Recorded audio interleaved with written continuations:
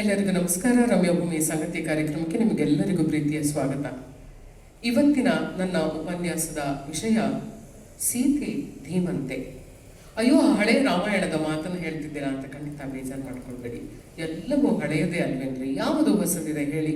ನಮ್ಮ DVG ಅವರ ಮಾತಿನ ಹಾಗೆ ರಾಮ ಅಡಿ ಇಟ್ಟ ನೆಲ ಭೀಮನುಸುರಿದ ಕಾಳಿ ವ್ಯೋಮದಿ ಭಗೀರಥಂ ತಂದ ಸುರತಟನಿ ವ್ಯೋಮದಿ ಭಗೀರಥ ತಂದ ಸುರತಟನಿ ಸೋಮನಂ ಪೆತ್ತ ಕಡಲು ಈ ಪುರಾತನಗಳಿರೆ ನಾವೆಂತ ಹೊಸಬರಲ್ಲೋ ಮಂಕುತಿಮ್ಮ ಅಂತ ಹೇಳಿದ್ರು.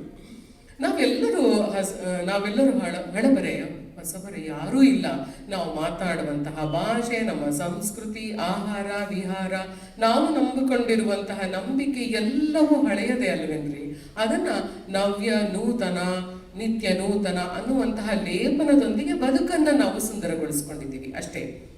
ಮತ್ತೆ ರಾಮಾಯಣ ಮತ್ತು ಮಹಾಭಾರತದ ಪಾತ್ರಗಳೆಲ್ಲವೂ ಅಂತೂ ನಮ್ಮ ಮನಸ್ಸಿನಲ್ಲಿ ಆಳಕ್ಕೆ ಇಳಿದು ಬಿಟ್ಟು ನಮ್ಮ ಮನೆಯ ಮಕ್ಕಳಾಗಿ ಬಿಟ್ಟಿದ್ದಾರೆ. ರಕ್ತ ಸಂಬಂಧಿಗಳು ಅಲ್ಲದೆ ಇದ್ರೂ ಪರವಾಗಿಲ್ಲ, ಆತ್ಮ ಬಂಧುಗಳು ಅಂತ ಅನ್ಸ್ಕೊಂಡು ಬಿಟ್ಟಿದ್ದಾರೆ. ಅದರಲ್ಲೂ ಸೀತೆ ಧೀಮಂತೆ ಅನ್ನುವಂತಹ ಶೀರ್ಷಿಕೆಯ ಬಗ್ಗೆ ನಿಮಗೊಂದು ಸ್ವಲ್ಪ ಆಶ್ಚರ್ಯ ಅನ್ನಿಸ್ಬೋದು ಅಲ್ವಾ? ಸೀತೆಯನ್ನ ಒಂದು ರೀತಿಯಾಗಿ ನೆರಳು ಅನ್ನೋ ಹಾಗೆ ನೋಡ್ತೀವಿ ನಾವು. ನೆರಳು ಅಂತ ಯಾಕೆ ಅಂದ್ಕೊಳ್ಬೇಕು ನಾವು? ಬಾಲ್ಯದಲ್ಲಿ ಅವಳು ಜನಕ ಮಹಾರಾಜ ಮತ್ತೆ ಸುನಯನ ದಂಪತಿಗಳಿಗೆ ಮಗುವಾಗಿ ವಿಧೇಯಳಾಗಿ ಅವರ ನೆರಳಾಗಿರ್ತಾಳೆ.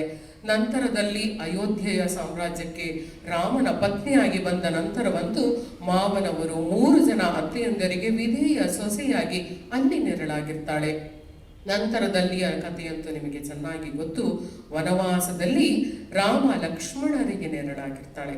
ನನಗನ್ನಿಸುವ ಮಟ್ಟಕ್ಕೆ ಆಕೆಯ ದನಿ, ಸೀತೆಯ ದನಿಯನ್ನ ನಾವು ಕೇಳುವುದು ಎಲ್ಲಿ ಗೊತ್ತಾ? ರಾವಣ ಅವಳನ್ನು ಅಪಹರಿಸಿ ಶ್ರೀಲಂಕಾದ ಅಶೋಕವನದಲ್ಲಿ ಅವಳನ್ನು ತಂದಿರಿಸಿದಾಗ ಅವಳು ಪ್ರತಿಭಟನೆಯನ್ನು ಮಾಡ್ತಾಳೆ ನೋಡಿ, ಅದು ನಿಜವಾದ ಸೀತೆಯ ದನಿ. ಎಂತಹ ದಾರ್ಶನಿಕಳ ಹಾಗೆ ಮಾತನಾಡ್ತಾಳೆ. ದಾರ್ಶನಿಕಳ ಹಾಗೆ ಅಲ್ಲ, ದಾರ್ಶನಿಕಳೇ ಸೀತೆಯ ಅಂತ ವಿಭೀಷಣ, ಮಂಡೋದರಿ ಎಲ್ಲರೂ ತಲೆವಾಗಿ ನಮಸ್ಕರಿಸ್ತಾರೆ. ಅದರಲ್ಲೂ ರಾಕ್ಷಸ ಪರಿಚಾರಿಕೆ ಎಲ್ಲರೂ ಸೀತೆಯನ್ನ ಮಹಾಲಕ್ಷ್ಮಿ ಅನ್ನುವ ಮಟ್ಟಕ್ಕೆ ಅವಳನ್ನ ನಿತ್ಯವೂ ತುಂಬಾ ಚೆನ್ನಾಗಿ ನೋಡ್ಕೊಳ್ತಾ ಇರ್ತಾರೆ. ಅಲ್ಲಿ ಸೀತೆ ಮಾತನಾಡ್ತಾಳೆ. ಕಡೆಯಲ್ಲಿ ಮಾತನಾಡದೆ ಒಂದು ದೊಡ್ಡ ಕನ್ವಿಕ್ಷನ್ ಇಂದ ನಡೆದು ಬಿಡ್ತಾಳೆ. ತಪಸ್ವಿನಿ ಹಾಗೆ ಎಲ್ಲವನ್ನ ತ್ಯಜಿಸಿ ಹೊರಟು ಹೋಗ್ತಾಳೆ ನೋಡಿ. ಆ ಎಲ್ಲ ಸನ್ನಿವೇಶಗಳನ್ನು ನಾನು ನೆನೆಸ್ಕೊಂಡು ಸೀತೆ ಧೀಮಂತೆ, ಧೀರೋಧಾತೆ ಅನ್ನುವಂತಹ ಅಬ್ಜೆಕ್ಟಿವ್ಸ್ಗಳನ್ನೆಲ್ಲ ಆಕೆಗೆ ಕೊಟ್ಟಿದ್ದೇನೆ. ನಿಮಗೂ ಇದು ಸರಿ ಅಂತ ಅನ್ಸುತ್ತಾ? ಕಾಮೆಂಟ್ ಮೂಲಕ ನನಗೆ ನಿಮ್ಮ ಅಭಿಪ್ರಾಯವನ್ನು ಬರೆದು ತಿಳಿಸಿ. ನಂತರದಲ್ಲಿ ನೋಡಿ, ಒಂದು ಪ್ರಸಂಗ ಹೇಳ್ತೀನಿ. ಇಟ್ಸ್ ವೆರಿ ಇಂಟ್ರೆಸ್ಟಿಂಗ್, ಪ್ಲೀಸ್ ಕೇಳಿಸ್ಕೊಳ್ಳಿ. ಚಾಮುಂಡಿ ಬೆಟ್ಟದಲ್ಲಿ ಒಂದು ಪುಟಾಣಿ ಊರಿದೆ, ನಿಮಗೆ ಗೊತ್ತಿರ್ಬೋದು ಅಲ್ವಾ? ಅಲ್ಲಿಂದ ಒಬ್ಬ ವಿದ್ಯಾರ್ಥಿ ನಮ್ಮ ಮೈಸೂರು ನಗರಕ್ಕೆ ಬಂದು ಸ್ನಾತಕೋತ್ತರ ವಿಭಾಗದಲ್ಲಿ ವಿದ್ಯಾರ್ಥಿಯಾಗಿದ್ದ. ಇದು ನಾನು ಹೇಳ್ತಾ ಇರುವಂತಹ ಸಮಯ ಸ್ವಾತಂತ್ರ್ಯ ನಂತರದ ಸಮಯ, ಒಂದು 1947-46ನೇ ಇಸ್ವಿಯ ಸಮಯ. ಸಹಜವಾಗಿ ಎಲ್ಲ ಕ್ಷೇತ್ರಗಳಲ್ಲೂ ಬ್ರಿಟಿಷ್ ಅಧಿಕಾರಿಗಳು ಇರ್ತಾ ಇದ್ರು. ಹಾಗೆಯೇ ಇವನ ತರಗತಿಯಲ್ಲೂ ಕೂಡ ಅವತ್ತು ಬ್ರಿಟಿಷ್ ಉಪನ್ಯಾಸಕರವರು ಆಂಗ್ಲ ಸಾಹಿತ್ಯವನ್ನು ಬೋಧಿಸ್ತಾ ಇದ್ರು. ಆದರೆ ಆ ದಿವಸ ವಿಶೇಷವಾಗಿ ನಿಮಗೆಲ್ಲ ಆಶ್ಚರ್ಯ ಆಗಬಹುದು, ರಾಮಾಯಣವನ್ನ ಕುರಿತು ಮಾತನಾಡ್ತಾ ಇದ್ರು. ರಾಮಾಯಣವನ್ನ ಕುರಿತು ಮಾತನಾಡ್ತಾ ಇದ್ರಲ್ಲ, ಇವರಿಗೆಲ್ಲರಿಗೂ ತುಂಬಾ ಆಶ್ಚರ್ಯವಾಗಿತ್ತು. ಒಬ್ಬ ಬ್ರಿಟಿಷ್ ಉಪನ್ಯಾಸಕ ನಮ್ಮ ರಾಮಾಯಣದ ಬಗ್ಗೆ ಏನನ್ನ ಮಾತಾಡ್ಬೋದು ಅಂತ. ನಿಮಗೂ ಆಶ್ಚರ್ಯ ಅನ್ನಿಸ್ಬೋದು. ಮುಕ್ತ ಕಂಠದಿಂದ ವಾಲ್ಮೀಕಿ ಮಹರ್ಷಿಯನ್ನ ಹೊಗಳಿದ್ರು ಆತ. ವಾಲ್ಮೀಕಿ ಮಹರ್ಷಿ ಅಂದ್ರೆ ಯಾರು? ಎನ್ಸೈಕ್ಲೋಪೀಡಿಯಾ ಅಂದ್ಬಿಟ್ರು. ವಿಶ್ವಕೋಶವೇ ಮಹರ್ಷಿ ವಾಲ್ಮೀಕಿ ಅಂತ. ಯಾಕೆ ಅಂತ ಹೇಳ್ತೀರಾ? ಧಾರ್ಮಿಕ, ಸಾಮಾಜಿಕ, ಸಾಂಸ್ಕೃತಿಕ, ದಾರ್ಶನಿಕ, ಪರಿಸರ ಎಲ್ಲದರ ಬಗ್ಗೆ ದೊಡ್ಡ ದಾರ್ಶನಿಕರ ಮಟ್ಟದ ಹಾಗೆ, ದೊಡ್ಡ ಫಿಲಾಸಫರ್ ಹಾಗೆ, ದೊಡ್ಡ ತತ್ವಜ್ಞಾನಿಯ ಹಾಗೆ ಅಥವಾ ದೊಡ್ಡ ಪ್ರಾಜ್ಞನ ಹಾಗೆ ವಾಲ್ಮೀಕಿಗಳು 20,000 ಶ್ಲೋಕದಲ್ಲಿ ಈ ದೊಡ್ಡ ಮಹಾಕಾವ್ಯವನ್ನೇ ಬರೆದು ಬಿಟ್ಟಿದ್ದಾರಲ್ಲ, ಅಸಾಮಾನ್ಯರೇ ಅಲ್ವೇನ್ರಿ ಅವರು ಅಂತ ಹೇಳಿದ್ರು. ನಂತರ 100 ಜನದ ಒಂದು ತಂಡ ಅಹರ್ನಿಶಿ ಕೆಲಸ ಮಾಡಿದ್ರೆ, ಬಹುಕಾಲ ಅಹರ್ನಿಶಿ ಕೆಲಸ ಮಾಡಿದ್ರೆ ಬರುವಂತಹ ಫಲಿತಾಂಶವನ್ನ ಏಕೈಕ ವ್ಯಕ್ತಿಯೊಬ್ಬ ಕೊಟ್ಟಿದ್ದಾರೆ ಅಂದಾಗ ಎಂತ what a great person he is ಅಂತ ಉದ್ಗಾರವೆತ್ತಿದ್ರು. ಸಹಜವಾಗಿ ನಮ್ಮೆಲ್ಲ ವಿದ್ಯಾರ್ಥಿಗಳಿಗೆ ತುಂಬಾ ಸಂತೋಷವಾಯಿತು. ಎಲ್ಲರೂ ತರಗತಿಯಿಂದ ಆಚೆಗೆ ಬಂದರು. ಆದರೆ ಈ ನಮ್ಮ ವಿದ್ಯಾರ್ಥಿಗೆ ಅವರ 2 ಮಾತುಗಳು ನೇರವಾಗಿ ಅವರ ಹೃದಯವನ್ನ ಮುಟ್ಟಿಬಿಡ್ತು. ಯಾವುದು 2 ಮಾತುಗಳು ಅಂತೀರಾ? ಮೊದಲನೆಯ ಮಾತೇನು ಅಂತ ಹೇಳಿದ್ರೆ ಅವರು ಹೇಳಿದ್ರು, ನೋಡಿ ಗ್ರೀಕ್ ನಾಗರಿಕತೆ ಬೆಳೆದ ನಂತರ ಮೂವರು ಶ್ರೇಷ್ಠ ನಾಟಕಕಾರರು, ಸಾಕಷ್ಟು ಜನ ನಾಟಕಕಾರಿದ್ದಾರೆ, ಅದರ ಮೂವರು ಸಾಹಿತ್ಯ ತ್ರಯರು ಅಂತಾನೆ ಹೆಸರುವಾಸಿಯಾಗಿದ್ದಾರೆ. ಯೂರಿಪಿಡಿಸ್, ಸೋಫೋಕ್ಲೇಸ್, ಇಸ್ಕಲಿಸ್ ಅನ್ನುವಂತಹ ಮೂವರು ನಾಟಕಕಾರರಿದ್ದಾರಲ್ಲ, ದುರಂತ ನಾಟಕಗಳನ್ನ ಜಾಗತಿಕ ಮಟ್ಟದ ಕೊಡುಗೆ ಅನ್ನುವ ಮಟ್ಟದಲ್ಲಿ ಅದನ್ನ ಕೊಡುಗೆಯನ್ನಾಗಿ ಕೊಟ್ಟರು. ಆ ದುರಂತ ನಾಟಕಗಳು, ದುರಂತ ಕಾವ್ಯಗಳನ್ನು ಓದ್ರೆ ಮೈ ನವಿರೇ ಹೇಳುತ್ತೆ. ನಾವೆಲ್ಲರೂ ಸಾಮಾನ್ಯವಾಗಿ ಅಂದ್ಕೊಂಡ್ಬಿಡ್ತೀವಿ ದುರಂತ ನಾಟಕ ಅಂದ್ರೆ ಅಂತ್ಯವು ವಿಷಾದಮಯವಾಗಿದ್ದರೆ ಅಂತ. ದುರಂತ ಅಂದ್ರೆ ಆ ಅರ್ಥ ಅಲ್ಲ. ನಾಟಕದ ಪ್ರತಿಯೊಂದು ಸನ್ನಿವೇಶದಲ್ಲಿಯೂ ಆರಂಭದಿಂದ ಅಂತ್ಯದವರೆಗೆ ಆ ದೃಶ್ಯಗಳನ್ನೆಲ್ಲ ನಾವೇನಾದ್ರೂ ನೋಡಿದ್ರೆ ನಮ್ಮ ಮನಸ್ಸಿಗೆ ಅತ್ಯಂತ ಆಳವಾಗಿ ನಾಟುವಂಥದ್ದು, ಚಿಂತನೆಗೆ ಹೊರೆ ಹಚ್ಚುವಂಥದ್ದು, ಅಂತಹ ಗಂಭೀರವಾದ ವಸ್ತು ನಿಷ್ಠತೆಯನ್ನ ಅದು ಹೊಂದಿರುತ್ತೆ. ಹೀಗೆಲ್ಲ ಮುಂತಾಗಿ ಹೊಗಳಿ ನೋಡಿ, ಆ ಗ್ರೀಕ್ ನಾಟಕಕಾರರನ್ನ ನಾನು ಯಾಕೆ ಜ್ಞಾಪಿಸ್ಕೊಂಡೆ ಅಂದ್ರೆ, ರಾಮಾಯಣವೂ ಕೂಡ ಒಂದು ಟ್ರಾಜಿಕ್ ಎಪಿಕ್ ಅಂತ ಹೇಳಿದ್ರು, ದುರಂತ ಕಾವ್ಯ ಅಂತ ಹೇಳಿದ್ರು. ಅಯ್ಯಯ್ಯೋ, ರಾಮಾಯಣ ಟ್ರಾಜಿಡಿನಾ ಅಂತ ಈ ಹುಡುಗನಿಗೆ ತುಂಬಾ ಬೇಜಾರಾಗ್ಬಿಡ್ತು. ಇನ್ನೊಂದು ವಿಚಾರ ಹೇಳಿದ್ರು, ಸೀತೆಯನ್ನ ಯಾರು ಅಂತ ಅಂದ್ಕೊಂಡಿದ್ದೀರ್ರಿ? ಭಾರತೀಯ ಪರಂಪರೆಯಲ್ಲಿ ಮೊಟ್ಟ ಮೊದಲನೇದಾಗಿ ತನ್ನ ಪತಿಗೆ ವಿಚ್ಛೇದನವನ್ನ ಕೊಟ್ಟಂತಹ ಸ್ತ್ರೀ ಸೀತೆ ವಿಚ್ಛೇದಿತೆ ಅಂತ ಹೇಳಿದ್ರು. ಸೀತೆ ವಿಚ್ಛೇದಿತೆ ಅಂದ ತಕ್ಷಣವಂತೂ ಈ ವಿದ್ಯಾರ್ಥಿಯ ಕಣ್ಣುಗಳಲ್ಲಿ ಕಂಬನಿ ಬಂದ್ಬಿಟ್ಟು, ಆ ಖಿನ್ನ ಮನಸ್ಸಿನಲ್ಲಿಯೇ ಚಾಮುಂಡಿ ಬೆಟ್ಟದ ಮೆಟ್ಟಲುಗಳನ್ನು ಹತ್ತಿಕೊಂಡು ಮೇಲೆ ಇರ್ತಾ ಇದ್ದಂತಹ ಸಮಯದಲ್ಲಿ ಸುಂದರ ಆ ಪ್ರಕೃತಿಯಲ್ಲಿ ಆ ಕಾಡಿನ ಸೌಂದರ್ಯವನ್ನ ಆಸ್ವಾದಿಸೋದಕ್ಕೆ ಅವನ ಮನಸ್ಸು ಒಗ್ಗಲಿಲ್ಲ. ಯಾಕಂದ್ರೆ ಒಳಗಡೆ ತುಂಬಾ ಅವನಿಗೆ ದ್ವಂದ್ವ ಕಾಡ್ತಾ ಇತ್ತು. ರವೀಂದ್ರನಾಥ್ ಠಾಗೂರ್ ಒಂದು ಮಾತನ್ನ ಹೇಳ್ತಾರೆ, ನಿಮಗೆ ಅವಮಾನವಾಗಿದ್ಯಾ, ಬೇಜಾರಾಗಿದ್ಯಾ, ನಿರಾಸೆ ಆಗಿದ್ಯಾ, ಹತಾಶೆ ಆಗಿದ್ಯಾ, ಪೂರ್ತಿಯಾಗಿ ಜೀವನದಲ್ಲಿ ಜಿಗುಪ್ಸೆ ಬಂದು ಬಿಟ್ಟಿದ್ಯಾ, ಪ್ರಕೃತಿಯಲ್ಲಿ ಇದ್ದು ಬಿಡಿ. ಎಲ್ಲವನ್ನ ಪ್ರಕೃತಿ ಹೋಗಲಾಡಿಸ್ಬಿಡತ್ತೆ. ಅದಕ್ಕೆ ಮನುಷ್ಯನ ಇಂಟೆಲೆಕ್ಚುಯಲ್ ಎವಲ್ಯೂಷನ್ ಆಗಿದ್ದೇ ಪ್ರಕೃತಿಯ ಮಧ್ಯ, ಕಾಡಿನ ಮಧ್ಯ ಅಂತ ಹೇಳಿದ್ರು. ಒಬ್ಬ ಈ ಹುಡುಗ ಅಷ್ಟೊಂದು ಬೇಜಾರಿಂದ ಹೋಗ್ತಾ ಇದ್ದ ನೋಡಿ, ಮೆಟ್ಟಲನ್ನು ಹತ್ತಿಕೊಂಡು. ಹೊರಗಿರುವಂತಹ ರಮ್ಯ ಮನೋಹರವಾಗಿರುವಂತಹ ದೃಶ್ಯಗಳು ಯಾವುದು ಪಾಪ ಅವನ ಮನಸ್ಸಿನ ಒಳಗೆ ಹೋಗಲಿಲ್ಲ. ನೇರವಾಗಿ ಹೋಗಿ ತನ್ನ ದೊಡ್ಡಪ್ಪನವರ ಬಳಿ ಕೇಳಿದ. ದೊಡ್ಡಪ್ಪನವರೇ ಅವನನ್ನ ಸಾಕುತ್ತಾ ಇದ್ರು, ಬಲು ಮೇಧಾವಿಗಳು ಅವರು. ಅವರನ್ನ ಕೇಳಿದ್ರು, ದೊಡ್ಡಪ್ಪ, ಈ ನನ್ನ ಪ್ರಶ್ನೆಗೆ ಉತ್ತರವನ್ನು ಕೊಡಿ, ನನ್ನ ದ್ವಂದ್ವಕ್ಕೆ ನೀವು ಸರಿಯಾದ ಸಮರ್ಥನೆಯನ್ನು ಕೊಡಿ ಅಂತ. ಅದಕ್ಕೆ ಅವರ ದೊಡ್ಡಪ್ಪನವರು ಹೇಳಿದ್ರು, ಮರಿ, ಇದು ಕೇವಲ ನಿನ್ನ ಸಮಸ್ಯೆ ಅಲ್ಲಪ್ಪ, ನಿನ್ನ ಕನ್ಫ್ಯೂಷನ್ಸ್ ಅಲ್ಲ. ನಾವೆಲ್ಲರೂ ಭಾರತೀಯರು ರಾಮಾಯಣ ಮತ್ತು ಮಹಾಭಾರತ ಈ ಎರಡು ಕಾವ್ಯಗಳನ್ನ ಕೇವಲ ಕಾವ್ಯಗಳು ಅಂತ ನೋಡೋದೇ ಇಲ್ಲ. ದೇವರ ಕತೆ, ದಶಾವತಾರದಲ್ಲಿ ಬರುವಂತಹ ಈ ಅವತಾರಗಳು ಅಂತ ಹೇಳ್ತೀವಿ ಅಲ್ವಾ.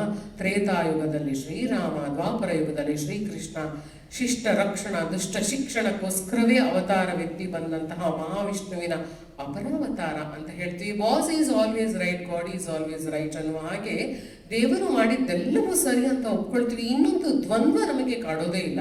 ಮತ್ತು ಅದೆಲ್ಲದಕ್ಕಿಂತ ಹೆಚ್ಚಾಗಿ ನಾವು ಏನಂತ ಅಂದುಕೊಂಡು ಬಿಡ್ತೀವಿ ಅಂದ್ರೆ, ವಾಲ್ಮೀಕಿ ಮಹರ್ಷಿಗಳಿಗಿಂತ ನಾವೆಲ್ಲರೂ ದೊಡ್ಡವರ, ಇದನ್ನ ವಿಮರ್ಶೆ ಮಾಡಿಬಿಡ್ಬೋದಾ, ವಾಲ್ಮೀಕಿಗೆ ಸರಿಸಮಾನರಾಗಿ ನಾವು ನಿಂತ್ಕೊಂಡು ಬಿಡಕ್ಕಾಗುತ್ತಾ? ಆ ರೀತಿ ಎಲ್ಲ ಒಂದು ವಿನೀತ ಭಾವವಿದೆ. ಹಾಗಾಗಿ ನಾವು ರಾಮಾಯಣ ಮಹಾಭಾರತವನ್ನ ನೇರವಾದ ದೃಷ್ಟಿಯಲ್ಲಿ ನಾವು ಅದನ್ನು ವಿಮರ್ಶೆ ಮಾಡೋದಕ್ಕಾಗೋದಿಲ್ಲ. ಒಂದು ಪೂರ್ವಾಗ್ರಹ ನಮ್ಮ ಮನಸ್ಸಿನಲ್ಲಿ ಆಳವಾಗಿ ಬೇರೂರು ಬಿಟ್ಟಿದೆ ಅಂತ ಹೇಳಿದ್ರು. ನಾವು ನೀವು ಎಲ್ಲರೂ ಅಷ್ಟೇ ಅಲ್ವೇನ್ರಿ, ಬಾಲ್ಯದಿಂದಲೂ ನಮಗೆ ಅಜ್ಜಾಜಿಯರು ಏನಂತ ಹೇಳ್ಕೊಟ್ಟಿರ್ತಾರೆ ಹೇಳಿ? ಅಮ್ಮ ಸೀತಮ್ಮ, ತಂದೆ ಶ್ರೀರಾಮ, ನಮ್ಮ ತಂದೆ ಶ್ರೀರಾಮ. ತಂದೆ ತಾಯಿಯರನ್ನೇ ನಾವು ಸೀತಮ್ಮನವರು, ಶ್ರೀರಾಮರು ಅಂತ ಅಂದುಕೊಡ್ತೀವಿ. ಇಲ್ಲಿರುವಂತಹ ಪೇರೆಂಟ್ಸು, ಟೈಮ್ ಬೀಯಿಂಗ್ ಪೇರೆಂಟ್ಸು, ಇವರು ಅಲ್ಟಿಮೇಟ್ ಪೇರೆಂಟ್ಸ್ ಅಂತ ನಮಗೆ ಅಜ್ಜ ಅಜ್ಜಿಯರು, ನಮ್ಮ ಅಪ್ಪ ಅಮ್ಮಂದಿರು ನಮಗೆ ಹೇಳಿಕೊಟ್ಟಿರ್ತಾರೆ. ಅದಕ್ಕೆ ನನಗನ್ಸೋ ಮಟ್ಟಿಗೆ ಆ ವಿದ್ಯಾರ್ಥಿಗೆ ಬಂದ ಕನ್ಫ್ಯೂಷನ್ಸ್ ನಿಮಗೆ ಎಲ್ಲರಿಗೂ ಬರ್ತದೆ. ನಾವು ದೇವರ ಕಥೆ ಅಂತ ಓದ್ತೀವಿ, ಈ ರಾಮರನ್ನ ಕೃಷ್ಣರನ್ನ ದೇವರ ಕಥೆ ಅಂತ ಓದ್ತೀವಿ. ನಂತರ ಆ ರಾಮರನ್ನ ಕೃಷ್ಣರನ್ನ ದೇವರ ಆ ಪುಸ್ತಕದಿಂದ ಹೊರತಂದು ಉತ್ಸವ ಮಾಡ್ತೀವಿ, ಜಾತ್ರೆ ಮಾಡ್ತೀವಿ, ಸಂತೆಗಳನ್ನು ಮಾಡ್ತೀವಿ, ದೇವಸ್ಥಾನಗಳನ್ನ ಕಟ್ತೀವಿ. ಶ್ರೀಮಂತರು ಮಹಾರಾಜರೆಲ್ಲ ದೇವಸ್ಥಾನಗಳನ್ನ ಕಟ್ಟಿದ್ರೆ ಬಡವನೊಬ್ಬ ಹೇಳ್ತಾನೆ, ಉಳ್ಳವರು ಶಿವಾಲಯವ ಮಾಡುವರು ನಾನೇನು ಮಾಡಲಿ ಬಡವನಯ್ಯ, ಎನ್ನ ಕಾಲೆ ಕಂಬ ಶಿರವೇ ಹೊನ್ನ ಕಳಸವಯ್ಯ ಅನ್ನುವ ಮಾತಿನಲ್ಲಿ ಯದ್ಭಾವಂ ತದ್ಭವತಿ. ಹಾಗೆ ನಾವು ಶ್ರೀರಾಮರನ್ನ ಶ್ರೀಕೃಷ್ಣರನ್ನ ಕಾಣ್ತೇವೆ.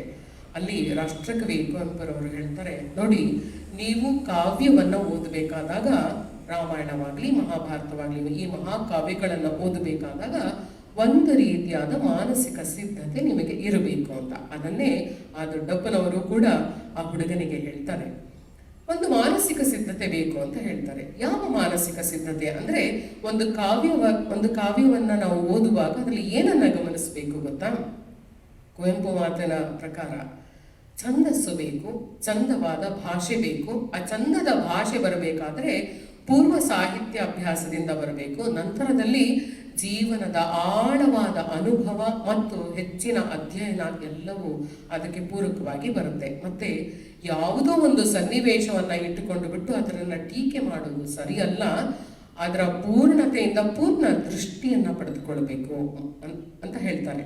ನಂತರದಲ್ಲಿ ಅದೇ ಸಾಲುಗಳ ಮುಂದುವರೆದ ಭಾಗ ಏನು ಗೊತ್ತಾ?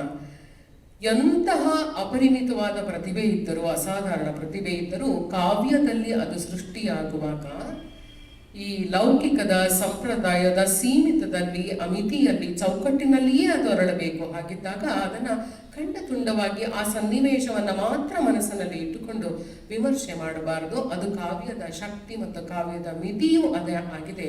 ಒಟ್ಟಿನಲ್ಲಿ ಹೇಳೋದಾದ್ರೆ, ಕಾವ್ಯವನ್ನ ಆಸ್ವಾದಿಸಿದಾಗ ಮನಸ್ಸು ಮತ್ತೆ ಬುದ್ಧಿಯ ಉನ್ಮೀಲನಕ್ಕೂ ಮತ್ತು ವಿಕಾಸಕ್ಕೂ ಹೆಚ್ಚಿನ ಅವಶ್ಯಕತೆಗಳು ನಮಗೆ ಒದಗಿ ಬಂದುಬಿಡುತ್ತೆ, ಯಥೇಚ್ಛವಾದ ಅವಕಾಶಗಳು ಸಿಗುತ್ತೆ ಅಂತ ಹೇಳ್ತಾರೆ. ಇದೆಲ್ಲವೂ ನಿಮಗೂ, ಈ ಎಲ್ಲ ಅಭಿಪ್ರಾಯಗಳು ನಿಮಗೂ ಸರಿ ಅಂತ ಅನ್ನಿಸಿದ್ಯಾ ಹೇಳಿ. ಈ ವಿಚಾರದೊಂದಿಗೆ ಸೀತೆ ಧೀಮಂತೆ ಅನ್ನುವಂತಹ ಮಾತು ನಾನು ಯಾಕೆ ಮತ್ತೆ ತರ್ತಾ ಇದ್ದೀನಿ ಅಂತ ಹೇಳಿದ್ರೆ, ರಾಮಾಯಣವನ್ನ ಒಂದು ಕಾವ್ಯವಂತನೋ ಪುರಾಣವಂತನೋ ನಾವು ಅದನ್ನ ನೋಡೋದಕ್ಕಿಂತ ಮುಂಚೆ ನಮ್ಗೆಲ್ಲರಿಗೂ ಒಂದೊಂದು ಪಾತ್ರಗಳು ತುಂಬಾ ಇಷ್ಟ ಆಗಿಬಿಡುತ್ತಲ್ವಾ. ನನಗೆ ತುಂಬಾ ಇಷ್ಟವಾಗಿದ್ದಂತಹ ಸೀತೆಯ ಪಾತ್ರ, ಅದರಲ್ಲೂ ಸೀತೆ ಧೀಮಂತೆ ಅಂತ ಅಂದುಕೊಂಡು ಹೇಳಿದ್ನಲ್ಲ ಮೊದಲೇ ಹೇಳಿದಾಗ, 2 ದೃಶ್ಯಗಳಲ್ಲಿ ಸೀತೆ ಅಪಾರವಾಗಿ ನನ್ನನ್ನು ಕಾಡುಬಿಟ್ಲು. KS ನಾರವರ ಒಂದು ಕವಿತೆಯಲ್ಲಿ ಸೀತೆಯನ್ನ ಬಹುವಾಗಿ ಹೊಗಳಿದ್ದಾರೆ. ಸೀತೆಯ ವ್ಯಕ್ತಿತ್ವವನ್ನು ಎಷ್ಟು ಮಾರ್ಮಿಕವಾಗಿ ಹೇಳಿದ್ದಾರೆ ಗೊತ್ತಾ? ಲೋಕಕ್ಕೆ ತಾಯಿ ಸೀತೆ, ನೋಡಿ, ಲೋಕಕ್ಕೆ ತಾಯಿಯಾಗಿದ್ದಾಳೆ ಸೀತೆ. ರಾಮಾಯಣದ ಅಂಕಿತವೇ ಒಂದು ಅನ್ಯಾಯ ಸೀತೆಯ ಕಥೆಗೆ. 1000 ರಾಮರು ತೂಗುವರೇ ಅವಳ ತೂಕಕ್ಕೆ. ಯಾರಿಗ ರಾಕ್ಷಸ ವಿನಾಶ, ಯಾರಿಗ ಸೇತು ಬಂಧನ, ಬೆಂಕಿಯಲ್ಲಿ ನಿಂತು ಬೆಳ್ತಿಂಗಳಾಗಿ ಬಿಟ್ಟಳು ಸೀತೆ ಅಂತ ಹೇಳ್ತಾರೆ. ಮಹಾಲಕ್ಷ್ಮಿ ಸೀತೆ. ಗಂಡಸಿಗೆ ಬಂದ ಸಂಶಯವು ಇವಳಿಗೂ ಬಂದು ಒದಗಿದ್ದರೆ ರಾಮನ ಗತಿ ಏನಾಗುತ್ತಿತ್ತು? ಹೂವು ಬಾಡದೆಯೇ ಬಂದು ನಿಂತಳು ನಗುತ್ತ ರಾಮನ ಜೊತೆಗೆ ಅನ್ನುವಂತಹ ಮಾತನ್ನ ಹೇಳ್ತಾರೆ. ಸೀತೆಯ ಈ ವ್ಯಕ್ತಿತ್ವ ಎಲ್ಲಿ ಪರಿಸಮಾಪ್ತಿ ಆಗುತ್ತೆ ಹೇಳಿ? ಆ ವ್ಯಕ್ತಿತ್ವ ಬೆಳೀತಾ ಎಂತಹ ಟ್ರಾನ್ಸಿಷನ್. ಪುಟ್ಟ ಮಕ್ಕಳನ್ನ, ಲವಕುಶರನ್ನ ರಾಮನ ಮಡಿಲಿಗೆ ಕೊಟ್ಟು ನಿರ್ದಾಕ್ಷಿಣ್ಯವಾಗಿ ನಡೆದು ಬಿಡ್ತಾಳಲ್ಲ, ಅದು ಸರಿನಾ ತಪ್ಪ? ಆ ವಿಚಾರವನ್ನ ನಾನು ಮಾತಾಡ್ತಾ ಇಲ್ಲ. ಆದರೆ ಒಂದು ಹೆಣ್ಣಿನ ಬದುಕಿನಲ್ಲಿ ಎಂತಹ ಟ್ರಾನ್ಸಿಷನ್ ಈ ಮಟ್ಟಕ್ಕೆ ಬರೋದಕ್ಕೆ ಸಾಧ್ಯವಾ ಅಂತ ನನಗೆ ತುಂಬಾ ಆಶ್ಚರ್ಯ ಅನ್ಸುತ್ತೆ. ಮತ್ತು ನಮ್ಮೆಲ್ಲರ ಮನಶಾಸ್ತ್ರದ ಬಗ್ಗೆ ತುಂಬಾ ಸೋಜಿಗ ಅನ್ಸುತ್ತೆ. ಹಾಗಾದ್ರೆ ಯಾವುದು ನಮ್ಮದು ಸ್ವಂತ ವ್ಯಕ್ತಿತ್ವ? ಸೀತೆಯ ವ್ಯಕ್ತಿತ್ವ ಯಾವುದು ನಿಜವಾದ ವ್ಯಕ್ತಿತ್ವ? ನೆರಳಿನ ಹಾಗೆ ಇದ್ದಂತಹ ಸೀತೆ ಎಲ್ಲೂ ಮಾತನಾಡೋದಿಲ್ಲ. ಕೆಲವೊಂದು 2-3 ಸನ್ನಿವೇಶಗಳಲ್ಲಿ ಮಾತ್ರ ದನಿ ಎತ್ತರಿಸಿ ಮಾತಾಡ್ತಾಳೆ. ಆದ್ರೆ ಕಡೆಯಲ್ಲಿ ಮಾತನ್ನು ಆಡದೆ ನಿರ್ದಾಕ್ಷಿಣ್ಯವಾಗಿ ಶಾಶ್ವತವಾಗಿ ಈ ಲೌಕಿಕವನ್ನೆಲ್ಲ ತ್ಯಜಿಸಿ ತಪಸ್ವಿನಿಯಂತೆ ತಾಯಿಯ ಜೊತೆಗೆ ಹೊರಟು ಬಿಡ್ತಾಳೆ. ಆ ಟ್ರಾನ್ಸಿಷನ್, ಆ ಕನ್ವಿಕ್ಷನ್ ನನ್ನನ್ನು ಅಪಾರವಾಗಿ ಸೆಳೆದಿಡ್ತು. ನಿಮಗೂ ಹಾಗೆ ಅನಿಸಿರ್ಬೋದಾ? ಮತ್ತೆ ನನ್ನ ಉಪನ್ಯಾಸದ ಕಡೆಯಲ್ಲಿ ನಾನು ನಿಮಗೆ ಹೇಳಲೇಬೇಕಾಗಿರೋ ಒಂದು ವಿಚಾರ ಏನು ಗೊತ್ತಾ? ಎಲ್ಲ ಶಾಸ್ತ್ರಗಳು ಕೊನೆಗೊಳ್ಳುವುದು ಫಿಲಾಸಫಿಯಲ್ಲಿ ಅಂತ ಒಂದು ಮಾತಿದೆ. ಹಾಗೆಯೇ ಮಲಗಿ ಓದುಗನ ಕೈಯಿಂದ ಪುಸ್ತಕ ಕೆಳಗೆ ಬೀಳುವ ಹಾಗೆ, ಫಲ ತುಂಬಿದ ಮರದಿಂದ ವೃಕ್ಷದಿಂದ ಫಲವು ಕೆಳಗೆ ಬೀಳುವ ಹಾಗೆ, ಬಂಧಗಳು ಕಳಚಿದಾಗ ಸಂಬಂಧಗಳು ಶಾಶ್ವತವಾಗಿ ಮರೆಯಾಗಿ ಬಿಡುತ್ತೆ.